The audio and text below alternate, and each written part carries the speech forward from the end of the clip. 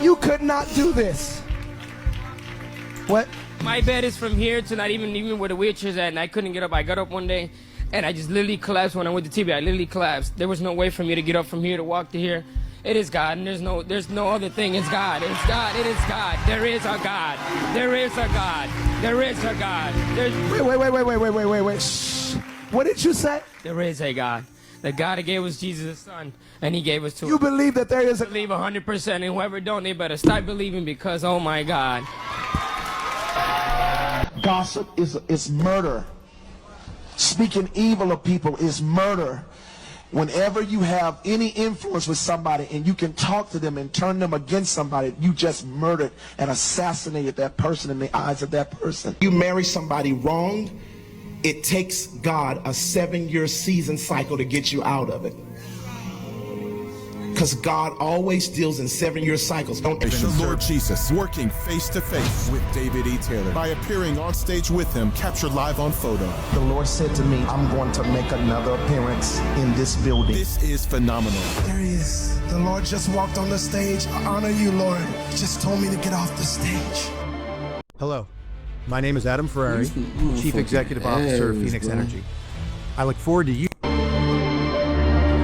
I was born Muslim, and I read the book Face to Face. Jesus appeared to us. Fam, doing this story put me in memory lane. Y'all remember when late night TV used to only have like 4 channels? For me in DC, it was WB50, Fox 5, Channel 4, and whatever else you could pick up with the Montanas. After 11 o'clock, when shows like the Bernie Mac show, the Steve Harvey show, or even some of the judges shows go off, all you will hear is infomercials and preachers on the screen. Promises of holy water, miracle prayers, and free books. All you had to do was send a donation. And back then, a lot of us didn't think twice about it. But looking back now, were we watching a blueprint to one of the biggest scams in history? You used the miracle spring water twice, and you sent me this miracle spring water, and I followed the instructions. 2 days later, I got a check for $2,500. I swear, if you're a genuinely good human being, you're religious like me, you're Christian, we despise these folks. Like, bro, I hate people in the church. Well, hate's a strong word. I strongly dislike people in the church that exploit other people, knowing damn well. I swear, like, I hate false prophets, bro. Like, I swear, bro. Like, real shit. I'm not a perfect Christian at all. I swear, I'm not. But you can never say I'm not genuine about my belief in God and my servitude to him. See what I'm saying? You can never say that. I still fumble. I fumbled the ball. Hey, shoot, I be fumbling sometimes. Shit. Anyway, let's get back into it. Following week, I got a check for $30,000, and then you had said some of you all are going to be relocated. The next month, I had moved out to California, but I came back after 3 years later. But I did move out to California, and there was a house available for me when I got there. So I know that the prayers, the prophet. So you got a check for $2,500. One for $30,000. For 30, that 2 checks, double portion blessing. You can experience the amazing power of God in your own life. Use my free Miracle Spring Water as a powerful point of contact. Here's my personal email address to request yours. peter@peterpopoff.org. Growing up, we all saw it. Midnight TV filled with men and women of God asking for a seed, a donation, or a blessing to unlock your miracle. For some, it was inspiration. For others, it was just background noise. But for the ones cashing out, it was a business, a tax-free business. See, in America, churches and religious organizations don't pay taxes. And when you realize that, it changes the whole game. It means millions of dollars can flow without the same checks and balances as a normal business. And that's exactly what this pastor took advantage of. The man we discussed today, authorities say he wasn't just preaching on Sundays. He was running a full-blown operation. Call centers, trafficking allegations, and hundreds of millions of dollars funneled through his church and non-profits, all in God's. Ain't that about a bitch? And this man lived like royalty, to say the least. A 15,000 plus square foot mansion, neighbors comparing it to a community college, fleet of cars. He even had a row of cars with bow ties when he was raided by the feds. Outlandish purchases, all while his congregation and donors believed they were sowing seeds into their salvation. But now the mask is off. Within the last 48 hours, federal agents raided. Never trust a nigga with this goddamn haircut, I swear. Never trust the nigga with that motherfucking haircut. I swear to God. Look what I'm talking about. That's when he was raided by the feds. Outlandish purchases, all while his congregation and donors believed they were sowing seeds into their salvation. But now the mask is off. Bro, never trust a pastor with a goddamn fro. Never.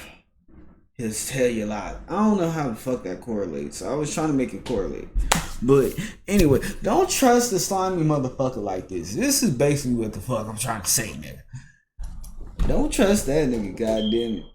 In the last 48 hours, I still would never trust a nigga with a fro. It's just my personal bias. But anyway, federal agents raided his empire and hit him with indictments covering everything from fraud to money laundering. And the question everyone is asking, was this always the motive from the jump? Or did the loopholes, tax breaks, and easy money of the church world pulled him into something bigger than he even planned? Today we'll break it up. That's why I'm a...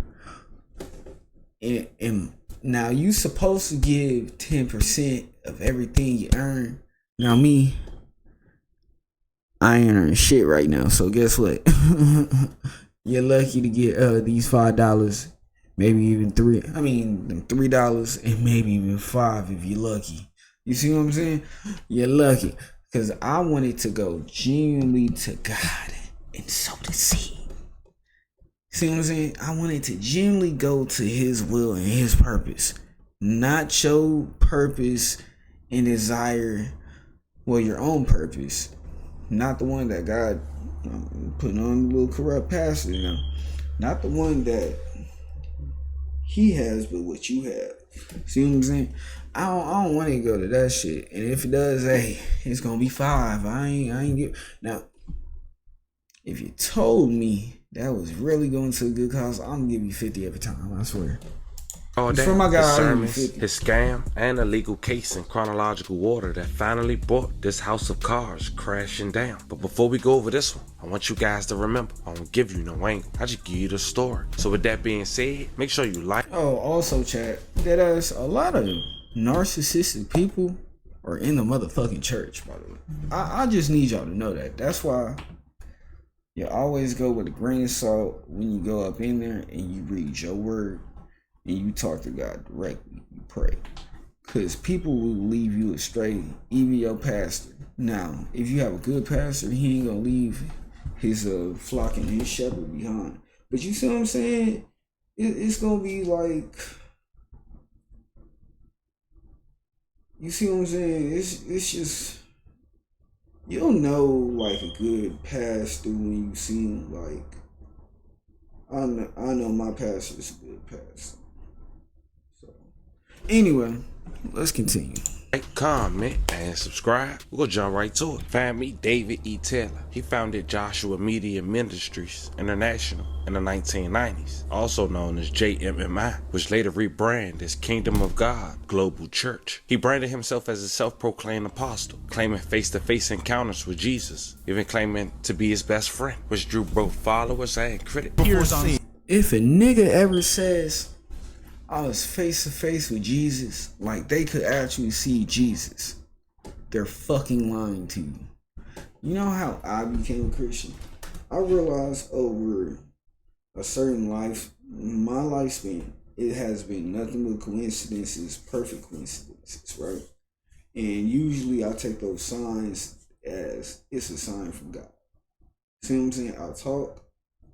Because it's all about belief. It's not about what you can see. God's not going to just show up. Here, my son. He doesn't do that. He doesn't do that. He gives subtle signs, subtle hints to let you know he's there. That's been my experience. Anyway. In our generation, the Lord Jesus working face to face with David E. Taylor by appearing on stage with him, captured live on photo. The Lord said to me, I'm going to make another appearance in this building. This is phenomenal. There he is. The Lord just walked on the stage. I honor you, Lord. He just told me to get off the stage. That's glory up there. This is holy. Cry out. Go after him. He's up there. Cry out. A skeptic in the audience takes a picture. Jesus is captured live, standing on stage, exactly where David E. Taylor said. So you wanted to see if somebody was up there? Yes. I took out my cell phone and I snapped that photo with his arms stretched out wide. You cannot miss your face-to-face visitation from Jesus. The Lord is going to meet with his people again. You cannot miss this. If I told you that Jesus wanted to meet with you face-to-face like men and women met him in the Bible, would you want this amazing experience? It was during the Christmas season. I was 17 years old when it first happened. Jesus appeared to me in a dream, and it changed my life forever.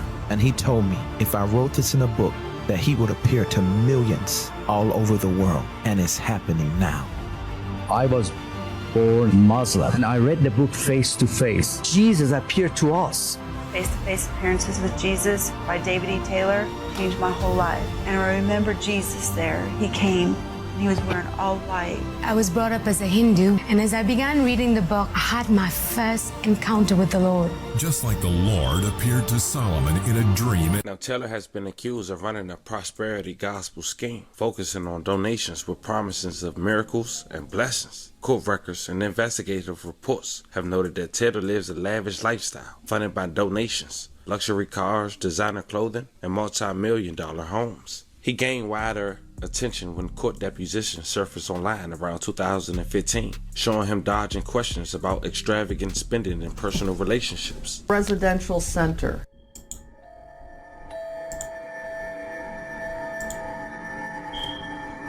Oh, this is a place that the ministry owns. Well, not own. We're in the process of buying that. Yeah, we don't own it yet. So are you renting to buy, or are you? Yeah, we're leasing to buy. You have that as an asset of $2,844,500. So do you own it? I just answered that, didn't I? I said we didn't own it. Okay, but where does the? I'm sorry. You see that temper? You see that temper? You know that nigga was in it for the money. The fuck you talking about? We're leasing to buy it. Did you? I thought we just said that. All right, but you have listed it as an asset worth $2,844,000. Oh, that should be more of a liability. All right, so where does the number $2,844,000 come from on your asset and liability? That's, I guess, the appraisal value of the home or the residential center. Yeah. Is it a home? No, it's a residential center. We use it. All right, so you're saying it's not something you own, but you have it listed as an asset of $2.8 million. That's probably a mistake. Like I say, it probably should be a liability. Okay, and what goes on at the residential center? It is really it's a gathering place for our ministry where I bring in different leaders and also the staff that we have as a place of maybe resort and teaching and training. Resort? Yeah, teaching. Bullshit. A resort where we teach and train. Texas homeowners, if you could get backup batteries for your home from your power get company one more at ad no on paying extra for cost, YouTube Premium, would you take I swear. On November 29th, 2013, JMMI paid over $6,000 to Louis Vuitton. Yes. What would that be for? Well, this is for clothes concerning my TV ministry as well. Oh, you have to wear Louis Vuitton? Oh, it don't matter what name it is. The point is clothing are allocated to us for ministry purposes as well. What do you mean they're allocated to you? You know, in a media ministry. In a what? Media ministry. Yeah. Okay, or on the road when I'm always traveling and using my clothes, I'm sweating through them. So I'm needing new clothes also for television ministry. Yo, chat. This nigga's goddamn hairline is receding all the way back. You see this? This is a whole lot of fucking forehead.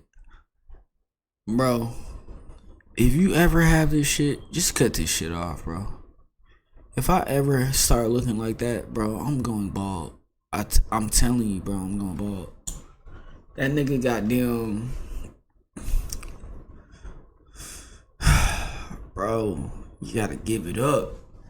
You can afford all that shit, but you can't goddamn afford a goddamn hair transplant. Your priorities is fucked up. That's why you're in that predicament anyway, bro. It's allocated more towards ministry apparel. Does that go into what your income is? I'm sorry. Do you show that in your income that you got Louis Vuitton clothing? No, that's not. That doesn't show. Because it don't go there. It don't go there. I don't know what that means. It don't belong there. That's out of place. What's out of place? You don't get taxed on things like that. That's for ministry business purpose. So it's not Louis Vuitton. Well, you can call whatever you want. So June 2014, you spent $3,500 by JMMI to Versace in the Bahamas. Yes? I'm sure that's right. If it shows there. And that was for clothing for you? Yes, probably. Yes, most likely. So you don't see that there's any problem when you're ministering to the poor, the sick, the needy, to be appearing in Louis Vuitton and Versace? Well, that ain't something I purchase all the time. No, it looks like you did several times in... I mean, I'm a very frugal person when it comes to this. I go to the right places to get a lot of suits, and if I get some from those places, you don't see that. I don't see Macy's. No, you don't see that, because Macy's don't have the kind of suits that I wear. But what I'm saying is, this...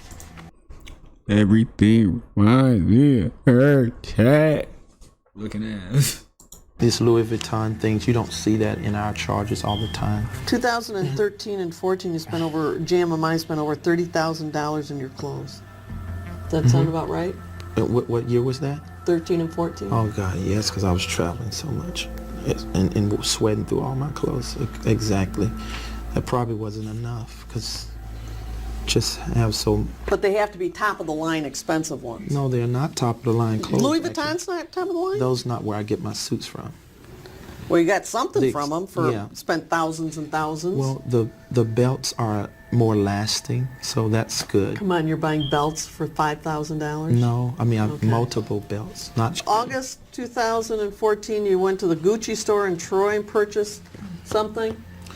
Yeah, like I say, it probably was a belt or maybe shoes. I don't know. Or shoes. But I don't usually buy my suits from these very expensive places. I just get the things that I invest in will last longer, like such as belts. So you got to go to shoes. Gucci or places like that. Well, no, I buy those things from there because they have a better TV appearance for the belt. For asking for money from the poor? No, it's... you paid $1,000 to Monsieur Clothing in New York, and then another $715. Whose clothing was that for? Where's that now? I don't understand. August 1st, October 28th. Total of over $1,700 to Monsieur Clothing in New York. I don't know about that. All right, you testified at your last deposition that JMMI owns 3 vehicles, a BMW, a Mercedes, and a Bentley. Yes. Have you driven those cars? Yes. Is Michelle? No. We usually have a driver. The 3 cars that we've talked about, in whose name are the titles? They're in the ministry name. They're all in JMMI. I think everything except the Bentley. Whose name is the Bentley in? It's in DeWin McDill. I have a question, just from you minister to the poor and the sick, and all that. Isn't it a little offensive to be driving around in a Bentley and a Mercedes? I swear when I see preachers goddamn riding Rolls Royce and Bentleys, I'll be like, you slimy motherfucker. If I was a preacher, I'd be riding in a Honda. That's the most expensive shit I would be motherfucking driving.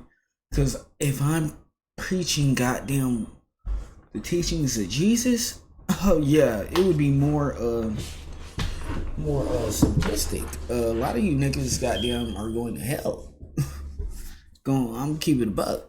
Shit, I'm not gonna put that stuff on me, but hey, very well, cause shoot, you're doing a whole lot of bullshit. That's what I'm saying.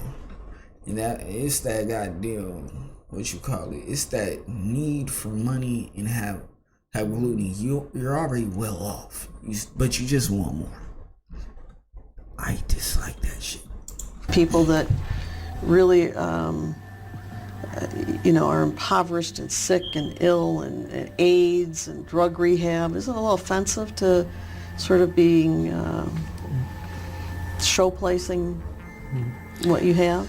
Well, dear one, I don't show place to people, and I'm not in Bentley. that car.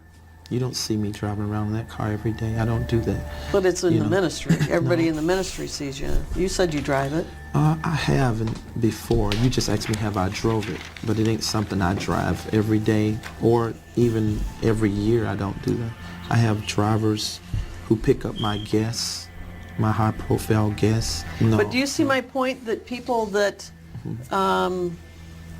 are suffering and giving you whatever their last dime is and donations and drug habits, to have them see you drive around your high-profile guests in a Bentley or Mercedes might be offensive and hurtful even. It could be offensive if they didn't know my life, but they know my life. It would be offensive to someone like you who's trying to make it bad, but so it's your important you have a attitude, Bentley. It ain't really important. That don't make me. Then you also have I just want to point out, like, you can tell this nigga's arrogance. Like, nigga, she made a valid fucking point, nigga.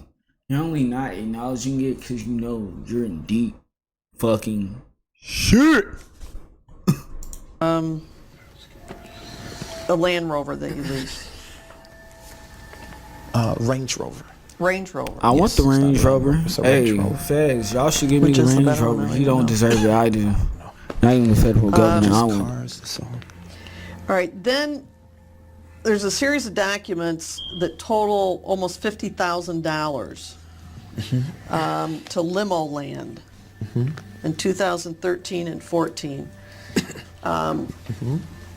You have to answer yes. Yes.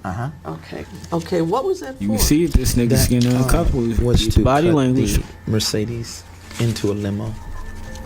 It was to cut the Mercedes into a limo. And who needs that? No, that's for guests. It's for guests. And for you? It's mostly when for you're guests. entertaining guests? Yes. When you're entertaining? Well, I'm not. When we have guests come in, high-profile people, we you have to have a limo that way. Don't have to have a limo, but in a Mercedes limo. We treat them. You treat them? I said that we have hospitality. Maybe that's a better word. Okay, then. And this is not the first one the ministry has had. We had another Mercedes limousine. Yes, right. So you paid limo land almost $50,000 total. Almost $50,000. And that was for what? To make a limo. To cut the Mercedes into a limo. And you think that was a good use of the money that people donated to you in JMMI? Well, I mean, the banks certainly have looked at that on our books as good because it has an appraisal value of almost $200K, a little over $150,000. So, but you got this from donations, and you decided to use it to make a limo. We really invested really good. The banks. No, really I'm just asking if that's what you did. No, not the way you're saying it. It's you're fortifying, forging. I'm forging? With your mouth. Yeah. Yeah. Just The question is, Okay. did you use the money for the purpose? No. The answer is yes. So, In June of 2013, there's over $6,000 worth of charges for the Disney Resort Hotel in Anaheim, California. Do you remember that? yes. And did you go? Yes, I was there. Does JMMI pay any of your auto expenses? Yes. And how much? Auto expenses, I wouldn't know exactly how much. You don't know how much you get? No. Who would The board know? takes care of that. Who's the board? You can ask Michelle. She's another person to refer to. What about your housing? Does GMMI pay any of that? Yes. You get a housing allowance? Yes. And how much is that? I'm not sure. And do you report these allowances as compensation on your tax return? Honestly, I don't know how all that work. I have other people who do that, so you can refer to Michelle on that. Michelle does your taxes? No, I have other people do it, but she's over a lot of that, the financial aspect. When you say it's up to the board, now the board includes Michelle, Yes. you, Yes. and who else? I'm not sure. You can ask Michelle. You don't know who's on the board? Totally. I would rather you get the accurate information because I don't want to be accused of answering falsely like I have been other times when I've tried to guess. So I just rather you, I'm telling you I don't know, just ask her. How many people are on the board? Don't know. Just You don't know? No. Don't you have to have board meetings? Yes, we do have board meetings. So can you count around the table how many people there are? Well, our board also grows at the same time. So I just rather you just get that information somewhere else. The last time you had a board meeting was when? So on the phone, I think it's been the beginning of the year in January. Can't exactly tell the date, but it was on the phone. Yeah. I have never been to court for no criminal charges. Never ever sue the person who hit you after a car accident. Yo, I just chat, received a hit $100,000 that check in the mail for my car follow. accident. Also, and I didn't chat, sue. I didn't have to go to that court. donation and if I you didn't want have to. to deal Hey, with I'm about insurance to be directly. begging like the pastor. If you've been in a car I'm accident about to be in the begging past like year, the pastor. even Hey, as a passenger, trying to get you might YouTube be shocked Premium. to That's all I discover need. you could be owed a major cash That's all I payout. need, sir. Most people never find Or out ma'am. because they... Did you ever hire pardon me? Go on. Did you ever hire an attorney to represent you in any criminal defense manner? Yes, I have. And that was the only thing I could think of in 13 is me, when I disciplined my child, and that was the only thing. So I don't know anything other than that. Here, tell me about that one. Was that in St. Louis? Yes. And which child was that? That was last year, I think, or the year before last, if I'm not 13. So, Which child? Destiny. Your 18-year-old daughter. Yes. And was this done through Children's Protective Services? I think so. Yeah. And what were the allegations? Well, that I had disciplined her because she skipped class 20 times, and they felt my discipline measure of using a belt was abusive. All right, so you used a belt in disciplining Destiny? I don't know if I can speak on that. Can I speak on this? Because my lawyers told me don't. Then, not knowing the status of those proceedings... Is it resolved? Is it all done? I'm going to object to the Well, let me just ask if it's what the status is. I don't know. All right, I'm not asking you to say what you did. I'm just asking if the allegations were that you disciplined your daughter with a belt and caused... Okay. Just allegations. You may ask, but I'm going to pose a constitutional protection on that. What's the constitutional?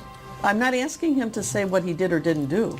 Anything that might lead to or otherwise might considered to be incriminating, I think he's got a right to assert defense. I think he can tell me what the allegations are. That is not privileged, Fifth Amendment or otherwise. It is, because if he doesn't know, he's speculating, and I'm going to assert Well, he's the not privilege. saying that. I don't know. I'm going to assert the privilege. It's absolute. Somebody wants to take You know, I don't know. I don't know who the lawyer is. He doesn't seem to know the condition of the matter. So to avoid any kind of drift, and I think maybe you might be concerned about it as well. Well, is this let me ask you, did this rise to the level of court intervention by the local court in St. Louis that does... Don't speculate if you don't know. I please don't testify for him. Well, I don't know. Did you go to court on it? What court? Any court. Did you ever go to any court about these allegations that you disciplined Destiny physically? LaBelle. So would family court be known as? If you know. Yeah, family court. So you did go to family court? Yes? Yes. And what was the outcome of that? Is it done? Is it pending? I don't know. You have no idea? No, I don't know everything. Is that why Destiny doesn't live with you now? Yes.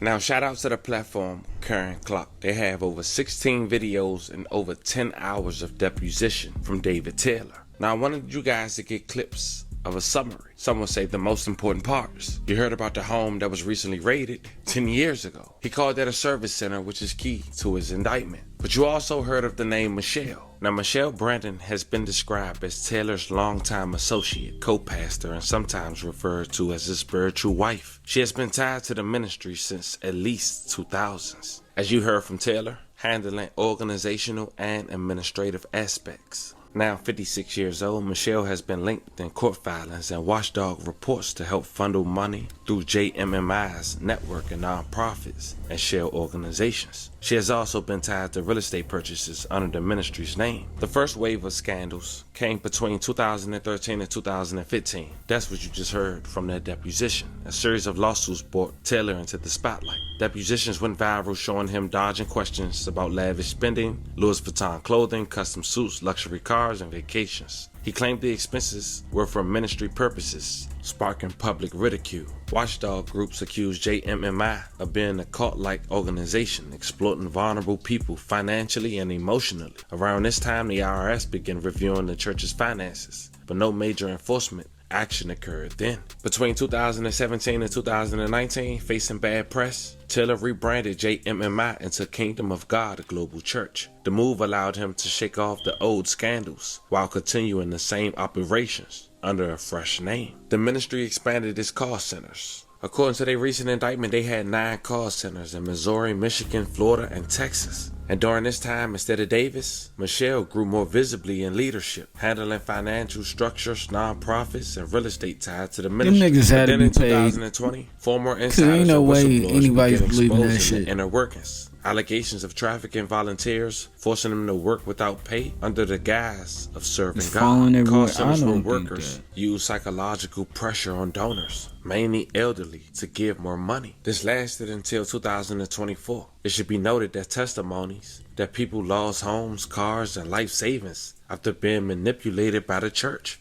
Civil lawsuits accused Ain't Taylor that and Brandon about a of coercion, bitch? fraud, and misuse of nonprofit funds. Federal investigators built a case, reviewing financial records, wire transfers, and property purchases. So now we got all that caught up within the last 48 hours. Federal prosecutors unsealed indictments against David E. Taylor, 53, and Michelle Brandon, 56. The charges reportedly included wire fraud, money laundering, human trafficking-related offenses, conspiracy to defraud the U.S. government via tax-exempt status abuse. Federal agents raided their properties, seizing luxury assets and ministry records. Taylor, Brandon were arrested at one of their large estates. The one that he mentioned in 2015 was a call center. Now, in this 22-page indictment, it mentioned that Taylor calls himself Apostle and Jesus' best friend. It also mentioned that Taylor established his first organized call center at 20320 Superior Road in Taylor, Michigan. As mentioned, the purpose of the call centers was to use phone solicitors to raise money from donors. Since then, he operated call centers, as we mentioned, at 9 locations in Missouri, Florida, and Texas. Taylor recruited individuals from across the country to work as phone solicitors at his call centers. Each day, they had a specific number of calls to make or raise a specific dollar amount. The call center workers are unpaid, while KOGGC received millions of dollars in donations each year. According to the feds, they received $50 million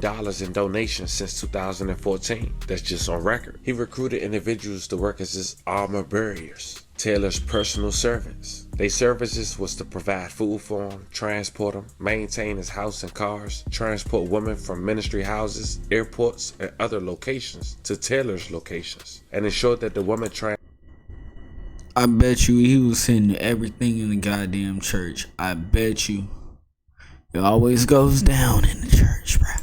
Transported to Taylor's took Plan B pills when they left. And if they disobeyed his orders, their punishment included humiliation, no sleep, forced repentance, additional work, food restrictions, physical assaults, and threats of divine judgment in the form of sickness, accidents, deaths, and eternal damnation. Taylor always claimed that if he and the individual fails to obey his orders and commands, they are defying God and will suffer in hell. Facing federal charges tonight.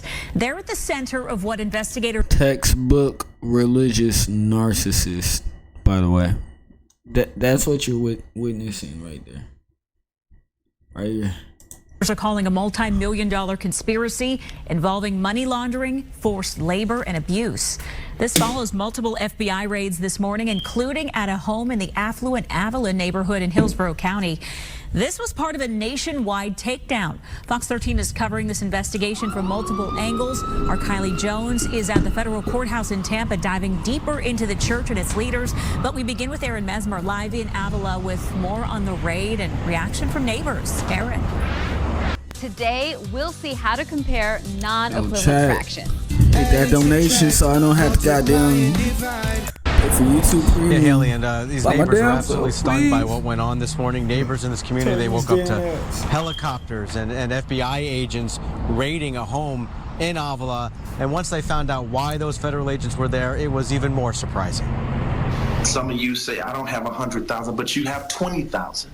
You have 50,000 here, or you have 10,000. That's video of David Taylor asking viewers to send money to his church.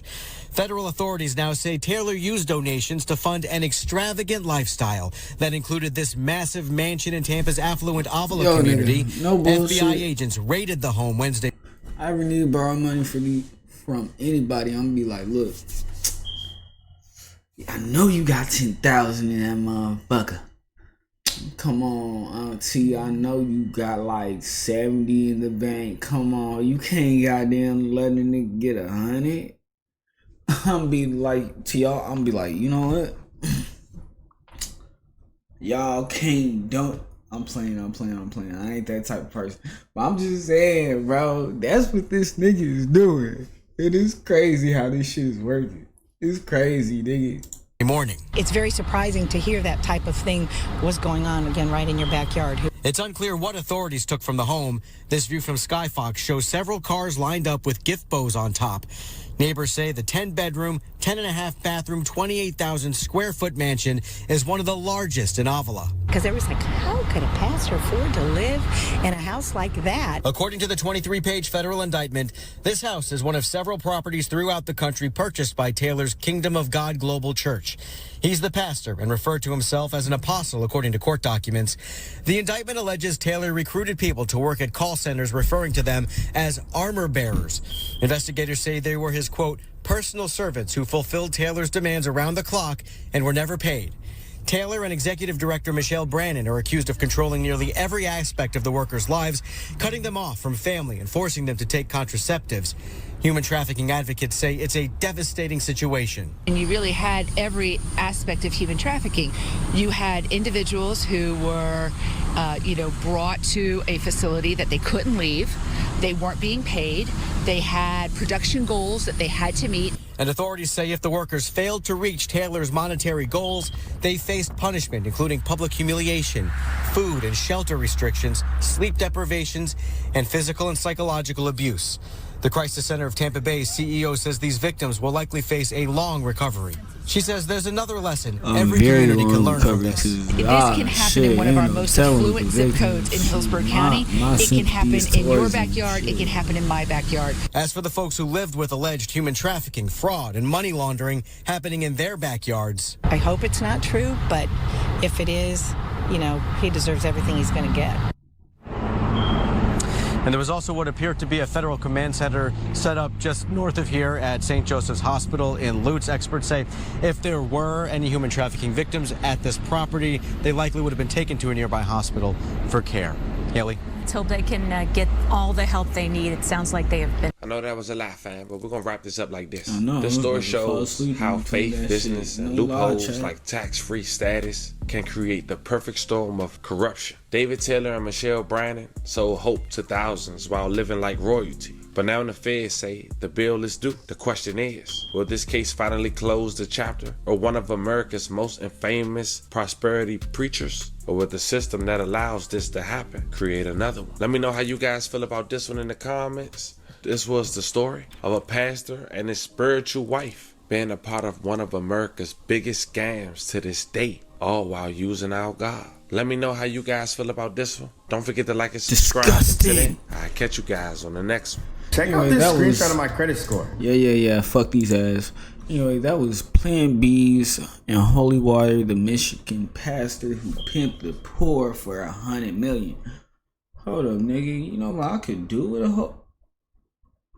$100 million? Hold up. If I had $100 million, I swear to God, $100 million. Oh yeah, I'll be the biggest asshole on earth. I'm not even gonna cap. Shit, that's probably why he ain't gave me shit. Nah, he